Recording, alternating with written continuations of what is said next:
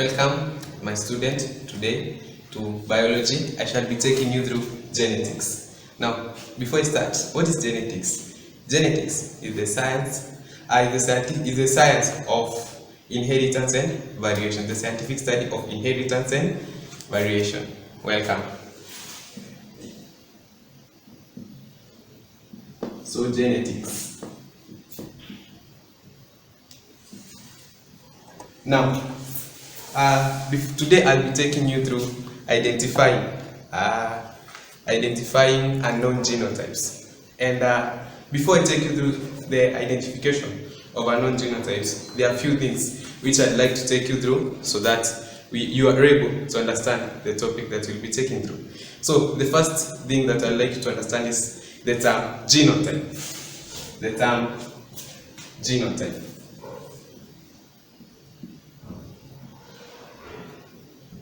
Now, a genotype is the genetic constitution of an organism, the genes that are available in an organism.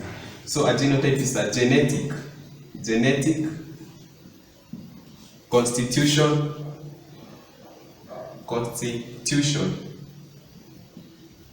of an organism. The second thing that I'd like us to look is the term phenotype. The term phenotype. Now, a phenotype, pheno and then type. Now, a phenotype is the set of observable characteristics that an organisms which are an expression of the individual genotype. In simpler words, this is how an organism is. The observable, the things you can see in an organism that represent the genes that are inside. Yeah?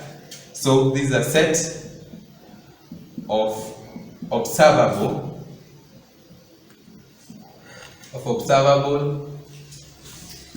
characteristic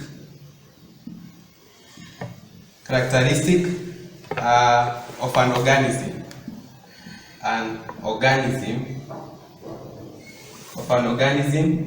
Which are an expression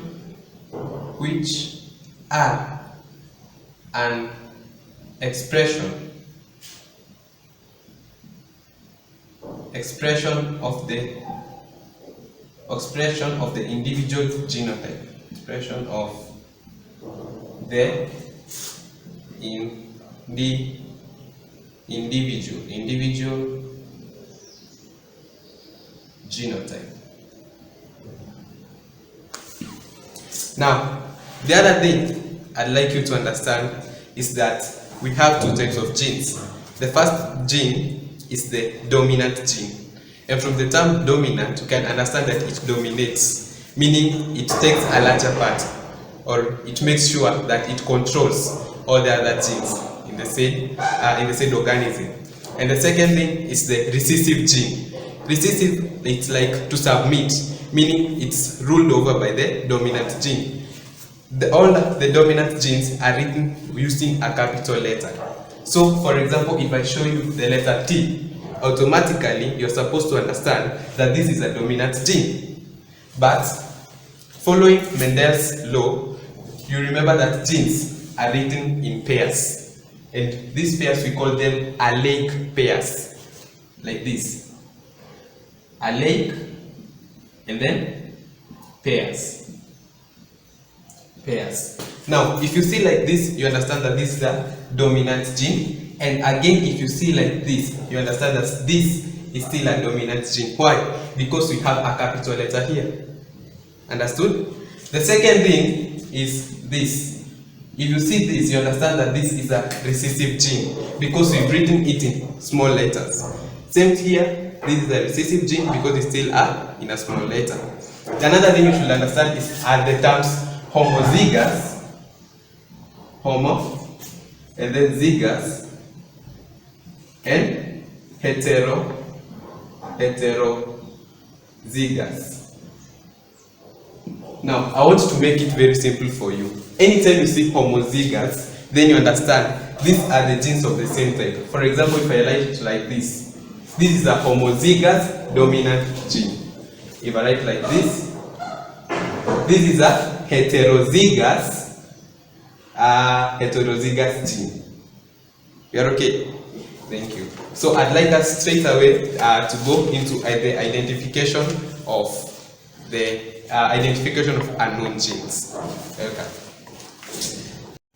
Okay, so let us now look at our question. In an experiment, black mice were crossed and the offsprings were black and brown. The gene for black color is dominant over that of brown color. Using letter B to represent the gene for black color and B to represent the gene for brown color, work out the genotypes of F1 generation. So first we are going to underline the keywords. The keyword here is that the gene for black color is dominant. You remember what I told you about dominant genes? They are written with a capital letter. So let us work it out.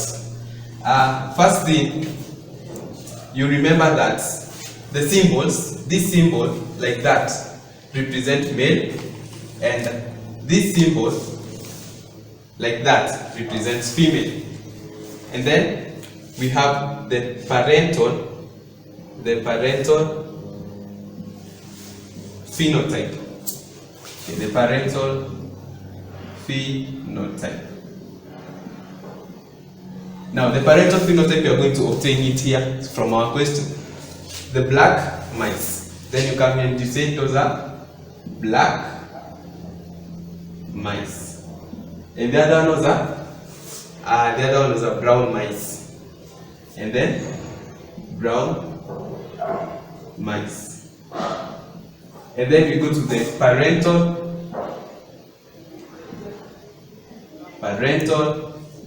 genotype. Now, in the parental genotype, we are going to write the genes. And you remember, this is what we say, that genes occur in pairs, the allele pairs. Now, we've been told that the gene for black color is dominant over that of brown, and the gene for black is B. So we are going to write B, and that of brown is B. So we are going to write it as B, SBB. So in an experiment, black mice were crossed and the offsprings were black and brown. Now remember here, the offsprings were both black and brown. So here you can and you understand that it's supposed to be like this. And then don't forget putting a cross. If you miss this cross, then you miss all your marks. Then we come to the gametes.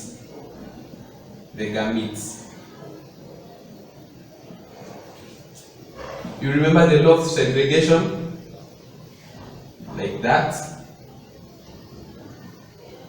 That in the allele pairs, only one of the genes we can be able to react. And then you come here, you segregate like them like that. And then you come and fuse. Fusion. That should go with that.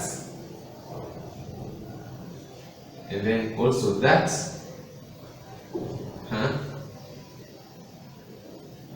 That and also that. Still again comes as BB.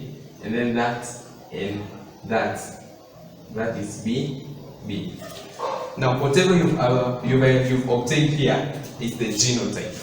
So you name it as the F1 or the first filial generation, the generation genotype.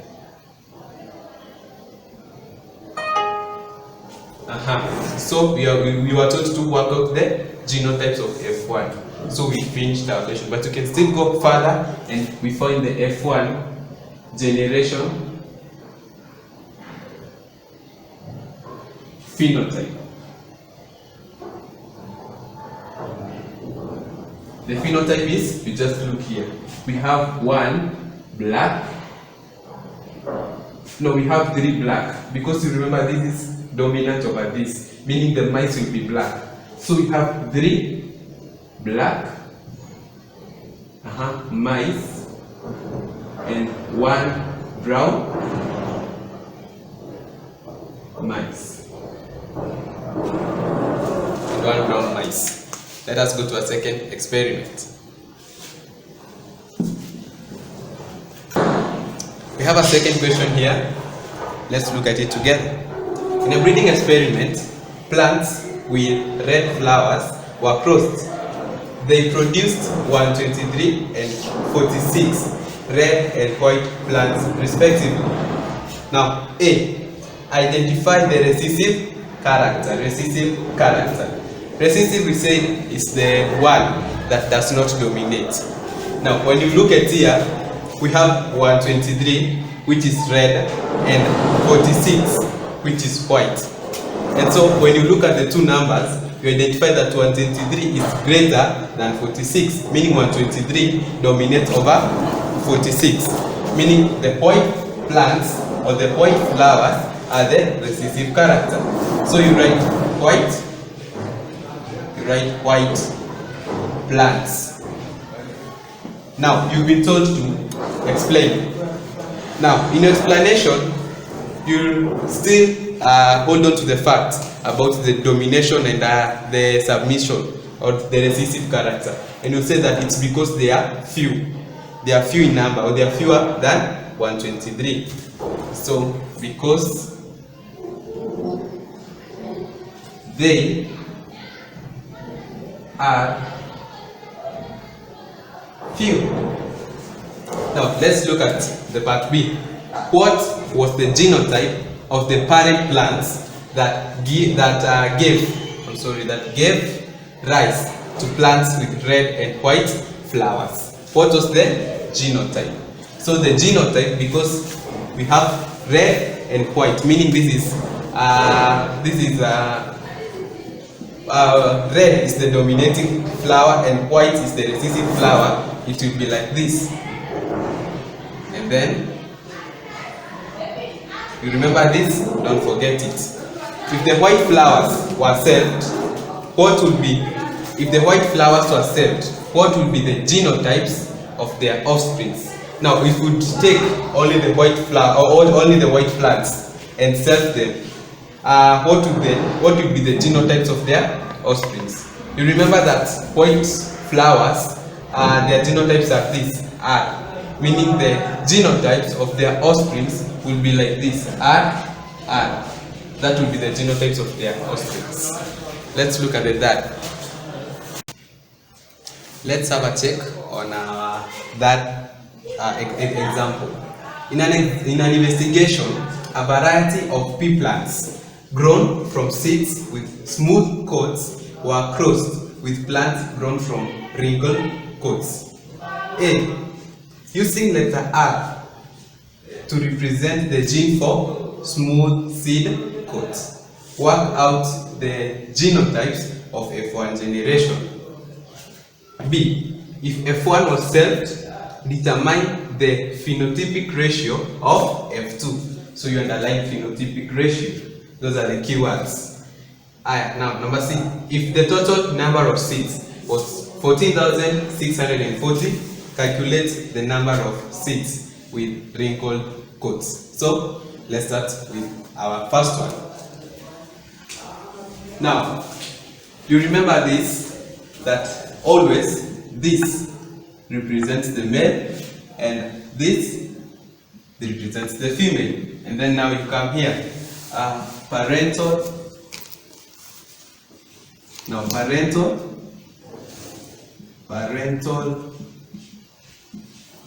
phenotype. Let me write here. Parental phenotype. Our parental phenotype is smooth and wrinkled. So come here and write smooth, C, and wrinkled, C. Then our parental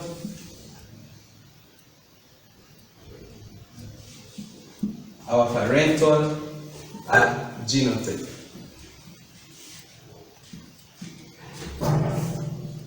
Our parental genotype, we've been told that using letter R to represent the gene for smooth seed coat. Now you know that our genotype is R, but because you are following the allele, meaning they must be in allele, they must be in pairs. It's RR, and now this is RR. Now parental, now it's gametes. In gametes, now you remember that the law of segregation, it's like that, and always you put the cross like that, and then like that, and then we come to fusion. Now the other thing I should tell you about fusion is that for fusion, all your answers, that is the F1 generation genotype, must be on the same line. So I'm going to do like this, and then like that, and try to ensure as much as possible that all my answers are on the same line. Now it's R, and then like that, and then you pick this again, and that, then it's R, and then you pick this again, and that. Now you can see that I've tried to ensure as much as possible that they are on the same line. And now this is what we call F1. This is our F1 generation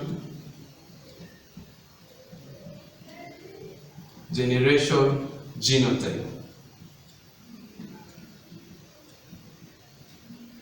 We can also try and continue to identify our phenotype. F1 generation phenotype. We'll come and look here. Now remember this, that this is dominant over this is dominant over this, meaning in all this, all the seeds that we obtained were what? They were smooth, they had smooth coats. So you come here and write that all have smooth coats. And so using letter R to represent the gene for smooth seed coat, work out the genotype of F1 generation. Have we got the genotype? Yes, it's there. So let us work part B.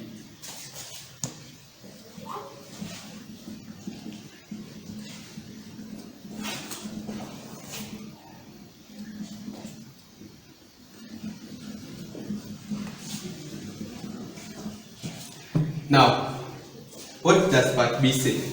That if F1 was saved, you see, if F1 was saved, this meaning we take the back cross.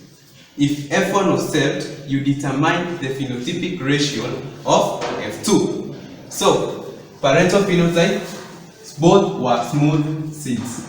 Smooth seed. Now, our parental genotype, you remember whatever you got was like this, R and then R, and never forget to put the cross. Now we have the gametes. We have the gametes, the law of segregation, like that and like that, and then cross, and then like that, and then like that. So let's fuse together. You go to fusion. Try as much as possible that your answer be in the straight line. Like that. We have R, again that, and that. It's here. It's R, and then you have that, and that, and it's R, and finally we have that. Like that. And what have we obtained? Our F2 generation genotype. Generation genotype. we can still obtain our F2 generation phenotype. Now, what is our phenotype going to be? That we have reached here at our F2 generation genotype, and we say that RR represents what? You remember that R represented the smooth coat. So RR represents smooth coat, and also smooth coat. But this represents wrinkled coat. But because this is dominant, it still represents the smooth coat. So in the F2 generation phenotype, we will say that 3 are smooth, while one is wrinkled, and one is wrinkled, and one is wrinkled. Up to that point, we have not revisited our question, so let us revisit our question. If F1 was selved, we have selved it, you can see. Determine the phenotypic ratio of F2. Now we are looking for ratio. Our ratio, now you come here and you write the ratio is 3:1. So let us do part C. Let us do part C.